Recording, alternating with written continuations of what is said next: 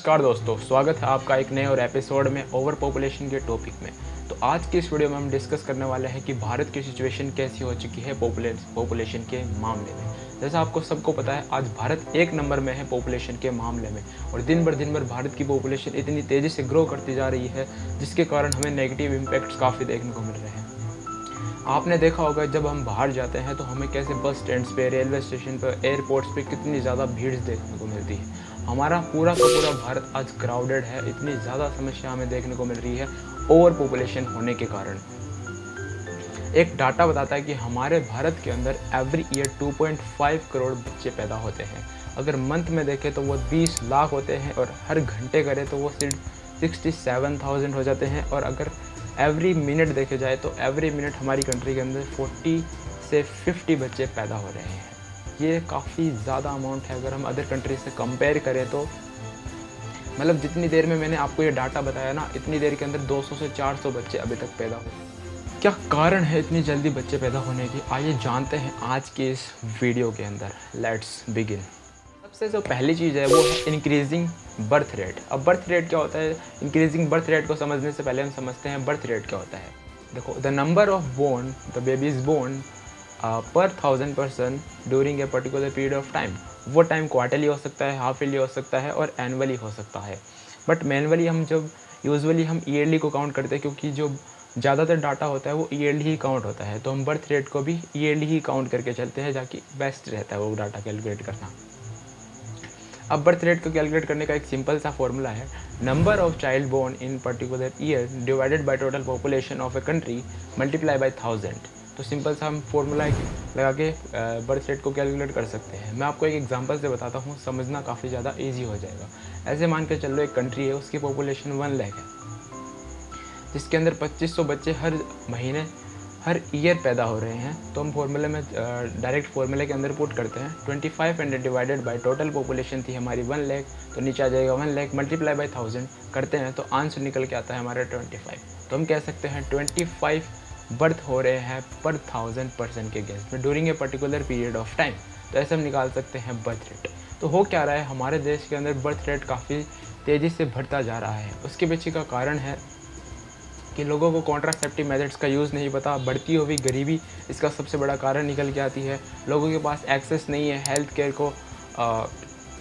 Health care जैसी facility को provide नहीं कर सकते। साथ ही साथ गवर्नमेंट इन जैसे लोगों को इन लोगों के लिए फैसिलिटी नहीं बना रही है। मेन कारण बनता है बर्थ रेट को इंक्रीजमेंट देने के लिए। दूसरा जो सबसे बड़ा मेन फैक्टर है वो है डिक्रीजिंग डेथ रेट। जी हाँ, जैसा कि मैंने आपने बर्थ रेट बताया, सेम टू सेम वैसा का वैसे डेथ रेट भी होता है कि पर्टिकुलर पीरियड ऑफ टाइम में पर 1000 हमारी कितनी डेथ हो रही है। उसका भी सिंपल सा फॉर्मूला है, जैसा कि सेम मैंने बर्थ रेट के केस में आपको बताया था, total number of death during a particular period of time divided by total population multiply by 1000। तो अब इसका भी मैं आपको एग्जांपल देके बताता हूँ। जैसे फॉर एग्जांपल मान लो कंट्री की पॉपुलेशन है 1 लाख और उसके अंदर 2500 पीपल की डेथ हो रही है ड्यूरिंग ए ईयर। तो हम फॉर्मूले में पुट करते हैं 2500 divided by total number of population multiply by 1000, तो हमारा आंसर निकल के आता है 25। तो कहने का मतलब ये हुआ कि 25 डेथ हो रही है पर 1000 person during a particular period of time. तो ये इतना कम होता जा रहा है। आज की सिचुएशन के अंदर देखें तो मैं एक डाटा से बताता हूँ कि जो 1930 के अंदर ये डाटा जो हमारी डेथ रेट है वो 28 के करीब चल रही थी, जो कि आज 2025 के अंदर घटकर 7.5 पर आ चुकी है, जो कि काफ़ी ज़्यादा कम हो चुकी है, तकरीबन 4 गुना घट चुकी है, जिसके कारण हमें पॉपुलेशन ग्रोथ देखने को मिल रही है। ये डेथ रेट इतनी ज़्यादा डिक्रीज़ क्यों हो रही है? क्योंकि आजकल टेक्निकल एडवांसमेंट होती जा रही है, मेडिकल सेक्टर इंप्रूव होते जा रहे हैं, एडवांस इंफ्रास्ट्रक्चर देखने को मिल रहे हैं, लोग एजुकेटेड हो रहे हैं, साथ ही साथ उनकी सैनिटेशन फैसिलिटी मिल रही है, बेटर न्यूट्रिशन लेवल में हमें देखने को मिल रहा है, जिसके कारण हमारे पॉपुलेशन में अच्छा खासा ग्रोथ देखने को मिल रही है। तो ये तो था सेकेंड रीजन। थर्ड जो मेन फैक्टर निकल के आता है वो है lack of education and awareness. लोग अवेयर नहीं है कॉन्ट्रासेप्टिव मेथड्स को लेकर, फैमिली प्लानिंग्स को लेकर, चाइल्ड मैरिज जैसी सिचुएशंस को लेकर, और ओवर पॉपुलेशन जितनी बड़ी प्रॉब्लम का उनको बिल्कुल भी नहीं पता है, जिसके कारण हमें देखने को मिलता है चाइल्ड मैरिज होते हैं, कम एज के अंदर लोगों की शादी कर जाती है, बच्चों की शादी कर जाती है और बच्चों पर एक गलत इम्पैक्ट पड़ता है। आप सबको पता होगा कि जो एजुकेटेड पर्सन होगा, जिसको सारा नॉलेज होगा, कॉन्ट्रासेप्टिव मेथड्स का यूज़ होगा, अपनी रिप्रोडक्टिव हेल्थ का नॉलेज होगा और पॉपुलेशन जितनी बड़ी प्रॉब्लम का नॉलेज होगा, तो वो कम से कम उसको एक राइट एज पता होगा कि उसको मैरिज कब करनी है, बच्चे कब पैदा करने हैं, तो वो सही डायरेक्शन के अंदर चलता है। बट जो अनएजुकेटेड पर्सन होता है उसको ये सब चीज़ें नहीं पता होती है, वो अवेयर्ड होता है इन चीज़ों से, तो वो ज़्यादा बच्चे पैदा करता है as compared to the other person. तो जैसा कि मैंने एजुकेशन के पॉइंट में बताया आपको कि पॉवर्टी काफ़ी अच्छा रोल प्ले करती है बच्चे पैदा करने के अंदर। बट जो पॉवर्टी है वो कैसे अलग से एक रोल और प्ले करती है मैं आपको बताता हूँ, उनका माइंडसेट कैसा है वो बताता हूँ। जो गरीब लोग हैं उनका परसेप्शन अपने बच्चों के लिए ऐसा होता है कि वो एक इकोनॉमिक एसेट है उनके लिए, कह सकते हैं कि वो एसेट, आप जानते हैं एसेट क्या होता है। एसेट एक ऐसी चीज़ जो कि हमें इन फ्यूचर कुछ ना कुछ रिटर्न करके देगी, तो वो अपने बच्चों को भी कुछ इसी प्रकार से मानते हैं जो कि उनको फ्यूचर के अंदर कुछ ना कुछ रिजल्ट देगी या फिर रिटर्न्स में देगी। तो वो ज़्यादा से ज़्यादा बच्चे पैदा करते हैं ताकि उनको इकोनॉमिक सपोर्ट मिले और लाइफ लॉन्ग उनको लाइफ मिले। इस कारण वो ज़्यादा बच्चे पैदा करते हैं ताकि उनको अच्छा से अच्छा सपोर्ट मिल सके। फिफ्थ जो फैक्टर निकल के आता है वो आता है रिलीजन। कैसे रिलीजन कंट्रीब्यूट करता है towards the higher population in India. तो कुछ रिलीजन्स की कम्युनिटी है, जैसे फॉर एग्जांपल इस्लाम कम्युनिटी, वहाँ पे ये बिलीव है कि हम जितने ज़्यादा बच्चे पैदा कर सकते हैं वो हमारे लिए गॉड ब्लेसिंग है, वो हमारे लिए भगवान का वरदान है। तो ज़्यादा से ज़्यादा बच्चा पैदा करना उनके लिए एक फाइनेंशियल सपोर्ट देता है, उनकी लाइफ लॉन्ग जर्नी को इंक्रीज़ करने के लिए उनको सपोर्ट मिलता है। वहीं उसी इस्लाम धर्म के अंदर ऐसा माना जाता है कि जो औरत है उसको किसी भी प्रकार का राइट नहीं देना चाहिए, राइट टू एजुकेशन नहीं है। औरत है वो किसी भी प्रकार का बाहर जाकर काम नहीं कर सकती है, अपने आप को बाहर जाकर सोशलाइज नहीं कर सकती है। कहने का मतलब ओवरऑल वो बाहर जा ही नहीं सकती, एजुकेशन नहीं कर सकती, उसे किसी भी चीज़ का पर्टिकुलर नॉलेज है ही नहीं।